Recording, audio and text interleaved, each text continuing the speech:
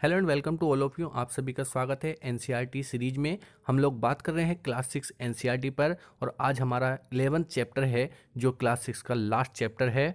इस चैप्टर में हम लोग बात करने वाले हैं लौह स्तंभ के बारे में। उसके बाद हम बात करेंगे स्तूपों के बारे में, समझेंगे मंदिरों के बारे में, मंदिरों में कौन कौन सी चीज़ें हमें देखने को मिलती हैं। उसके बाद हम बात करेंगे चित्रकला पर और समझेंगे रामायण और महाभारत जैसी कहानियों के बारे में, वो किस प्रकार से लिखी गई, कब लिखी गई। समझेंगे शिल्पादिकारम दक्षिण भारत का जो एक महाकाव्य है उसकी कहानी को। और लास्ट में हम लोग देखेंगे कागज़ का आविष्कार किस प्रकार से हुआ, कैसे कागज़ चीन से सारी दुनिया में फैला। उन सब चीज़ के बारे में हम जो है आज इस चैप्टर में देखने की कोशिश करेंगे। तो आइए शुरू करते हैं। सबसे पहले हम बात करेंगे इस चैप्टर पर जिसका नाम है इमारतें, चित्र तथा किताबें। इस चैप्टर में सबसे पहले हम समझते हैं धातु विज्ञान को।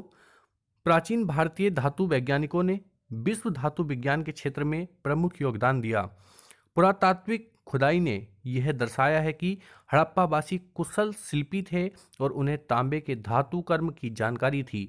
उन्होंने तांबे और टिन को मिलाकर कांसा भी बनाया था। जहां हड़प्पावासी कांस्य युग से जुड़े थे, वहीं उनके उत्तराधिकारी लौह युग से संबंधित थे। भारत अत्यंत विकसित किस्म के लोहे का निर्माण करता था। खोटा लोहा, पिटवा लोहा, ढलवा लोहा, ये लोहे के कुछ प्रकार हैं। बात करते हैं लौह स्तंभ की। महरौली में कुतुब मीनार के परिसर में खड़ा यह लौह स्तंभ भारतीय शिल्पकारों की कुशलता का एक अद्भुत उदाहरण है।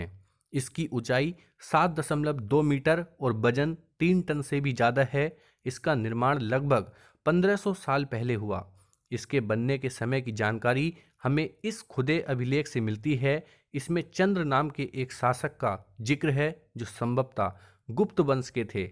आश्चर्य की बात यह है इतने वर्षों के बाद भी इसमें जंग नहीं लगा है। बात करते हैं ईंट पत्थरों की इमारतों के बारे में। हमारे शिल्पकारों की कुशलता के नमूने स्तूपों जैसी कुछ इमारतों में देखने को मिलते हैं। स्तूप का शाब्दिक अर्थ टीला होता है। हालांकि स्तूप विभिन्न आकार के थे, कभी गोल या लंबे तो कभी बड़े या छोटे। उन सब में एक समानता है। प्रायः सभी स्तूपों के भीतर एक छोटा सा डिब्बा रखा जाता है। इन डिब्बों में बुद्ध या उनके अनुयायियों के शरीर के अवशेष जैसे दांत, हड्डी या राख, या उनके द्वारा प्रयुक्त कोई चीज या कोई कीमती पत्थर अथवा सिक्के रहते हैं। इसे धातु मंजूषा कहते हैं। प्रारंभिक स्तूप धातु मंजूषा के ऊपर रखा मिट्टी का टीला होता था। बाद में टीलों को ईंटों से ढक दिया गया और बाद के काल में उस गुंबदा नुमा ढांचे को तरासे हुए पत्थरों से ढक दिया गया। प्रायः स्तूपों के चारों ओर परिक्रमा करने के लिए एक वृत्ताकार पथ होता है जिसे प्रदक्षिणा पथ कहते हैं। इस रास्ते को रेलिंग से घेर दिया जाता था जिसे वेदिका कहते हैं। वेदिका में प्रवेश द्वार बने होते थे। रेलिंग तथा तोरण प्रायः मूर्तिकला की सुंदर कलाकृतियों से सजे होते थे। बात करते हैं अमरावती की। अमरावती में कभी एक भव्य स्तूप हुआ करता था। लगभग 2000 साल पहले इस स्तूप को सजाने के लिए शिलाओं पर चित्र उकेरे गए। कई बार पहाड़ियों को काटकर बनावटी गुफाएं बनाई जाती थीं। इस तरह की कई गुफाओं को मूर्तियों तथा चित्रों के द्वारा सजाया जाता था। इस काल में कुछ आरंभिक हिंदू मंदिरों का भी निर्माण किया गया। इन मंदिरों में विष्णु, शिव तथा दुर्गा जैसे देवी देवताओं की पूजा होती थी। मंदिरों का सबसे महत्वपूर्ण भाग गर्भगृह होता था, जहां मुख्य देवी या देवता की मूर्ति को रखा जाता था। इसी स्थान पर पुरोहित धार्मिक अनुष्ठान करते थे और भक्त पूजा करते थे। अक्सर गर्भगृह को एक पवित्र स्थान के रूप में देखने के लिए भीतर गांव जैसे मंदिर में उसके ऊपर काफी ऊंचाई तक निर्माण किया जाता था जिसे शिखर कहते थे। शिखर निर्माण के कठिन कार्य के लिए सावधानी से योजना बनानी पड़ती थी। अधिकतर मंदिरों में मंडप नाम की एक जगह होती थी। यह एक सभागार होता था जहां लोग इकट्ठा होते थे। बात करते हैं महाबलीपुरम और ऐहोल की। इन शहरों में पत्थरों से बने उत्कृष्ट मंदिर जो हैं आपको देखने को मिलेंगे। उनमें से कुछ यहाँ पे दिखाए गए हैं, जैसे आपको यहाँ पे चित्र में देखने को मिल रहा है। बात करते हैं स्तूप तथा मंदिर किस तरह बनाए जाते थे। स्तूपों तथा मंदिरों को बनाने की प्रक्रिया में कई अवस्थाएं आती हैं। इनके लिए काफ़ी धन खर्च होता था, इसलिए आमतौर पर राजा या रानी ही इन्हें बनवाने का निश्चय करते थे। पहला काम अच्छे किस्म के पत्थर ढूंढकर शिलाखंडों को खोदकर निकालना होता था। फिर मंदिर या स्तूप के लिए सोच विचार कर तय किए गए स्थानों पर शिलाखंडों को पहुंचाना होता था। यहाँ पत्थरों को काट छाट कर तराशने के बाद खंभों, दीवारों की चौखट, फर्शों तथा छतों का आकार दिया जाता था। इन सबके तैयार हो जाने पर ही सही जगहों पर उन्हें लगाना काफी मुश्किल होता था। इस तरह के शानदार ढांचों का निर्माण करने वाले शिल्पकारों को सारा खर्च संभवतः राजा रानी ही देते थे। इसके अतिरिक्त इन स्तूपों या मंदिरों में आने वाले भक्त जो उपहार अपने साथ लाते थे, उनमें इमारत की सजावट की जाती थी। जैसे हाथी दांत का काम करने वाले श्रमिकों के संघ ने सांची के एक अलंकृत प्रवेश द्वार को बनाने का खर्च दिया था। इसकी सजावट के लिए पैसे देने वालों में व्यापारी, कृषक, माला बनाने वाले, इत्र बनाने वाले, लोहार, सुनार तथा ऐसे कई स्त्री पुरुष शामिल थे जिनके नाम खंभों, रेलिंग तथा दीवारों पर खुदे हैं। इसलिए जब तुम इन स्थानों को देखने जाओगे तो याद रखना कि कितने सारे लोगों ने इसे बनाने और सजाने में अपना योगदान दिया था। बात करते हैं चित्रकला पर। यहाँ पे हम बात करेंगे अजंता की चित्रकला पर, जो काफ़ी प्रसिद्ध है। यह वह जगह है जहाँ के पहाड़ों में सैकड़ों सालों के दौरान कई गुफाएं खोदी गईं। इनमें से ज़्यादातर बौद्ध भिक्षुओं के लिए बनाए गए विहार थे। इनमें से कुछ को चित्रों द्वारा सजाया गया था। यहाँ अनेक ऐसे उदाहरण दिए गए हैं। गुफाओं के अंदर अंधेरा होने की वजह से अधिकांश चित्र मशालों की रोशनी में बनाए गए थे। इन चित्रों के रंग 1500 साल बाद भी आज से ही चमकदार हैं। ये रंग पौधे तथा खनिजों से बनाए गए थे। इन महान कृतियों को बनाने वाले कलाकार आज भी अज्ञात हैं। बात करते हैं पुस्तकों की दुनिया की। इस युग में कई प्रसिद्ध महाकाव्य की रचना की गई। इन उत्कृष्ट रचनाओं में स्त्री पुरुषों की वीर गाथाएं तथा देवताओं से जुड़ी कथाएं देखने को मिलती है। बात करते हैं करीब 1800 साल पहले एक प्रसिद्ध तमिल महाकाव्य शिल्पादिकारम की रचना इलांगो नामक कवि ने की। इसमें कोवलन नाम के एक व्यापारी की कहानी है। वह पुहार में रहता था। अपनी पत्नी कणगी की उपेक्षा कर वह एक नर्तकी माधवी से प्रेम करने लगा। बाद में वह कणगी पुहार छोड़कर मदुरै चले गए। वहां पांड्य राजा के दरबारी जोहरी ने कोवलन पर चोरी का झूठा आरोप लगाया, जिस पर राजा ने उसे प्राणदंड दे दिया। कनग्गी, जो अभी भी उससे प्रेम करती थी, इस अन्याय के कारण दुख और रोष से भर गई। उसने मदुरै शहर का विनाश कर डाला। यहाँ पे शिल्पादिकारम का वर्णन किया गया है। यहाँ कवि ने कनग्गी के दुख को इस तरह से वर्णित किया है। ओ मेरा दुख तो देखो, तुम मुझे सांत्वना तक नहीं दे सकते। क्या यह सही है कि विशुद्ध सोने से भी सुंदर तुम्हारा शरीर धूल बिना धूल धूल से सना यूं ही पड़ा है। यहाँ कहाँ का न्याय है कि गोधूलि की इस स्वर्णिम आभा में फूलमाला से ढके सुंदर वक्ष स्थल वाले तुम जमीन पर गिरे पड़े हो। तो यहाँ पे जो है शिल्पादिकारम की जो कहानी है उसका एक अंश जो है आपको यहाँ पे दिखाया गया है। एक और तमिल महाकाव्य मणि मेखलई को करीब 1400 साल पहले सतनार ने लिखा था। इसमें कोवलन तथा माधवी की बेटी की कहानी है। ये रचनाएं कई सदियों पहले ही खो गई थीं। उनकी पांडुलिपियां दोबारा लगभग 100 साल पहले मिली हैं। बात करेंगे कालिदास की, जो हमेशा संस्कृत में लिखते थे। उनकी एक बहुत खूबसूरत रचना है मेघदूत। इस यहाँ पे जो है मेघदूत का एक अंश दिया गया है, जिसमें जो है इसमें बताया गया है कि कवि ने बादलों को उत्तर की ओर ले जाती ठंडी हवा का वर्णन यहाँ पर किया है। तुम्हारी बौछारों से मुलायम हो उठी मिट्टी की भीनी खुशबू से भरे हाथियों की सांस में बसी जंगली गूलर को पकाने वाली शीतल बयार तुम्हारे साथ धीरे धीरे बहेगी। बात करते हैं पुरानी कहानियों का संकलन तथा संरक्षण पर। तो हिंदू धर्म से जुड़ी कई कहानियाँ जो बहुत पहले से प्रचलित थी, इसी काल में लिखी गई हैं। इसमें पुराण भी शामिल हैं। पुराण का शाब्दिक अर्थ होता है प्राचीन।